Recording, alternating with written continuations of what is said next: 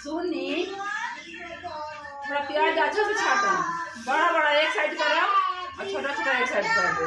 ठीक है, कर देता हूँ। हो जाए ना तो किचन में तनी साफ कर दे।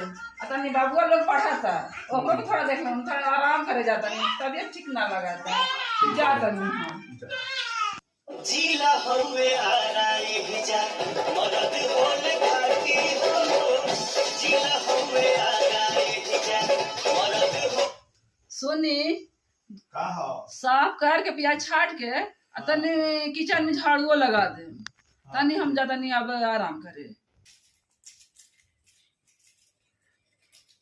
कहले रही कि दहेज वाला पतो मत ले आओ, तो ना इहे पतो बढ़िया भी है, ढेर दहेज लेके आओ। अल्लाह आ गई इजा हमारा वो इजा ऑफिस में 10 घंटा 9 घंटा अपन काम करो, बॉस के एगो सुना दुनिया भर के बात, और बाद इजा आइला के बाद उडन मेहरारू प्याज छाटो तो ऐसे करो, तो आलू छाटो तो झाड़ू लगा दो किचन में, अल्लाह को संभालो।